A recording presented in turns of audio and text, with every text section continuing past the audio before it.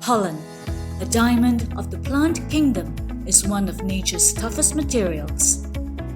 NTU scientists have found a way to turn hard pollen into soft matter. Using pollen extracted from plants, the scientists remove the sticky oil-based pollen cement layer. They then extract the pollen shells. The mixture is then incubated under alkaline conditions for up to 12 hours.